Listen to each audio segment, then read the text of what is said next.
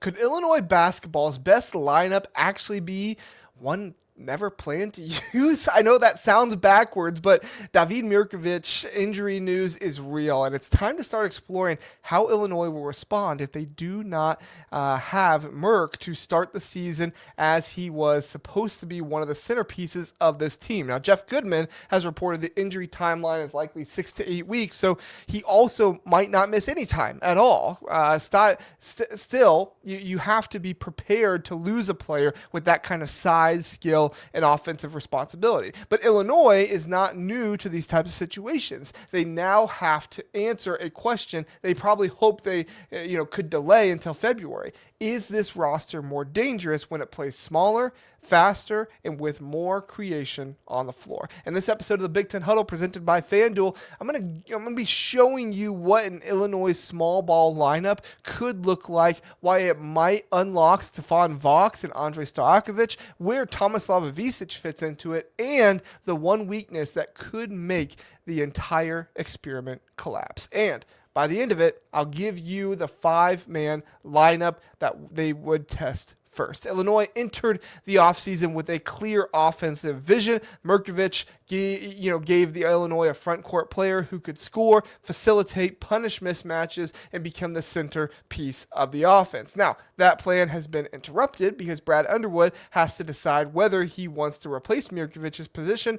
or replace the function. Those are not the same thing, and those are very important things to think about. Replacing the position means finding another power forward and asking him to perform a smaller version of the same job. Replacing the function means spreading those responsibilities across the lineup. More creation for the guards, more facilitating from the 5, more spacing from the 4, more movement. The second option is where this gets interesting. The obvious small ball concept would be Tomislav Ivisic at center, with either Jake Davis or Andre Stojakovic at the 4. Illinois could then surround them with 3 perimeter players who could handle, shoot, or attack. That lineup would not resemble the original plan, and that could be exactly why it works. The lazy reaction is that Illinois needs one player to replace David Mirkovich. That is the wrong way to see it. You do not replace this combination of size, scoring, and creation by handing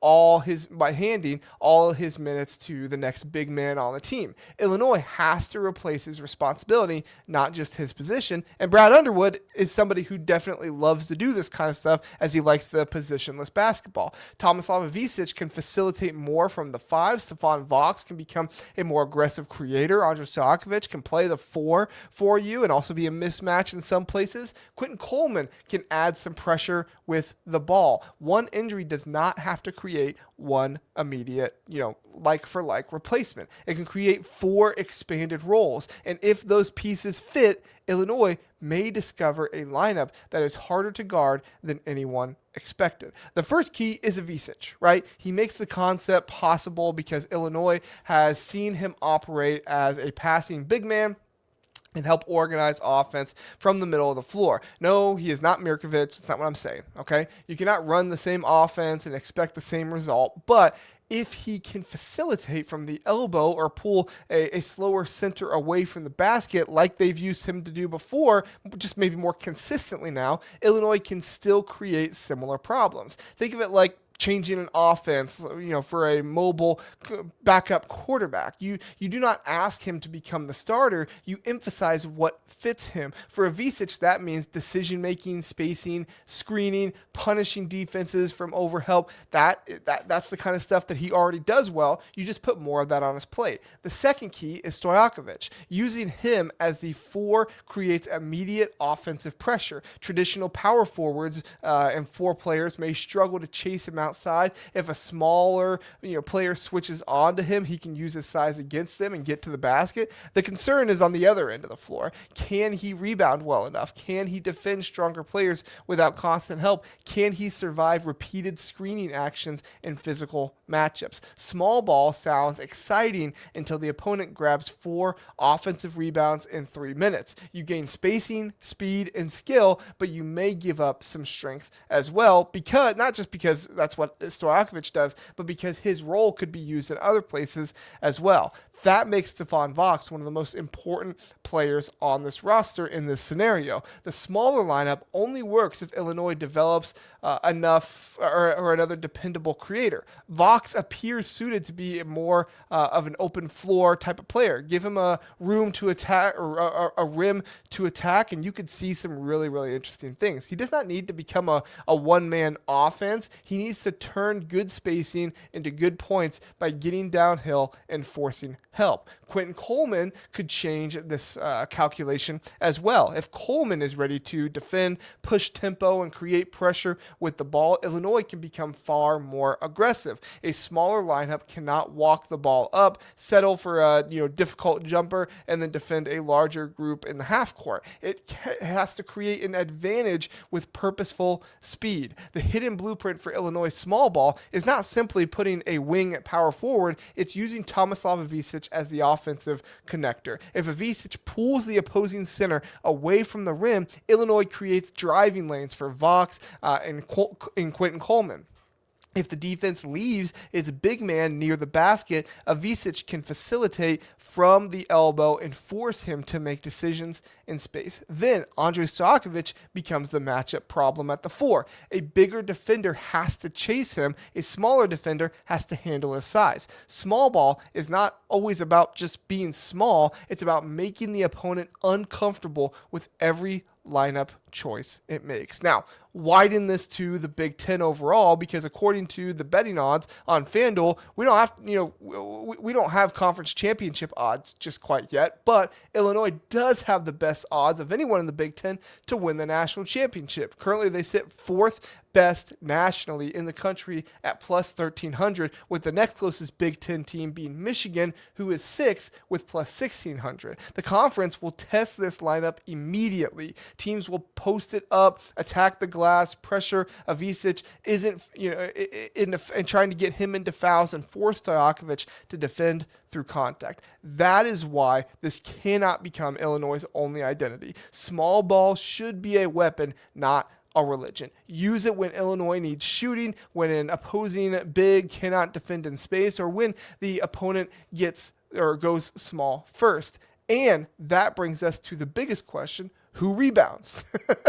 Not who is tall, but who actually rebounds on this team, commits to that, and goes after it. A smaller lineup can survive if all 5 players finish possessions. If the guards must crack back, wings must find bodies, the center must hold position inside, chasing every possible block shot instead of chasing every possible block shot. If Illinois treats rebounding like one player's job, this experiment will fail. When you go small ball, everyone treats it as the price for having more offense, if it has a chance. There's also defensive opportunity, right? A quicker lineup could switch more actions, pressure the ball, disrupt entry passes, and turn defense into transition offense. That requires communication and discipline, but if Illinois can do it, then this becomes a real identity for them. Fast on offense, disruptive on defense, relentless in transition.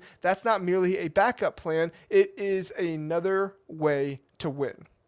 Illinois should start preparing Andrej Stojakovic to play the 4 this season sometimes. Not because David Mirkovich, it no longer matters. Please, that's not what I'm saying. I love Mirk. I think Mirk is awesome. Not because small ball fixes everything, and not because Stojakovic is suddenly, a traditional Big Ten 4 or anything like that. You do it because Illinois needs answers before the games count. You need answers if these injuries and things like that happen. Players get sick. I mean, Illinois has got unlucky with a ton of stuff like this over the years. Can this lineup rebound? Can it defend size? Can Tomislav Ivicic run offense from the 5? Can Stephon Vox become the downhill creator? Can Quentin Coleman push the tempo without losing control? You do not discover those answers by discussing the lineup. You discover them through repetition. The experiment may fail, and it probably will fail at the beginning, being quite honest. Most of them do, but waiting until November to test test it would be a bigger mistake, in my opinion. So here's the lineup that I would test first. I'd have Quentin Coleman as your one, I guess you'd say. I'd have Stefan Vox as your second creator. I'd have Jake Davis as your stabilizing wing. I'd put Andrej Stojakovic at the 4, and I'd have Tomislav Visic at the 5. Why Davis instead of another player, kind of first player there? Well, it's because balance. Brad loves him, and he's a proven leader, and he's somebody that sells out for the team. That lineup already has enough creation. Davis can provide the shooting, the connective passing, defensive responsibility, and more physical stability that you need. From there, Illinois can adjust for more scoring, size, or defense. But that first group provides the cleanest test. It has enough shooting to spread the floor, enough handling to avoid placing everything on one guard, and enough versatility to determine whether Stojakovic can truly function as the 4. Illinois does not need small ball to replace Mirkovic permanently. It needs small ball to prevent his absence from becoming a defining team moment. There is a major difference between surviving until a star returns and developing a second identity that remains valuable after he comes back. The best outcome is not providing Illinois, is not proving Illinois never needs Mirkovic. That would be ridiculous. Of course you need Mirkovic. You want Mirkovic. The best outcome is developing Vox and Coleman and Stojakovic and Visic in larger roles than adding Mirkovic back to a team that is deeper and that he is not ready for. They can be more flexible and harder to prepare for with that kind of addition. So yes, Illinois may be smaller for a while if Mirkovic is not back right away, but smaller does not mean weaker. It could mean faster, could mean more skilled, could mean less predictable. And maybe the best lineup is the one nobody expects to see. Subscribe to the Big Ten Huddle for more Big Ten football and basketball analysis here. And tell me in the comments, would you play Stojakovic at the 4 or keep Illinois big until Mirkovic returns? Thanks for watching. I appreciate it. Like, subscribe, do all those good things. And we'll see you next time.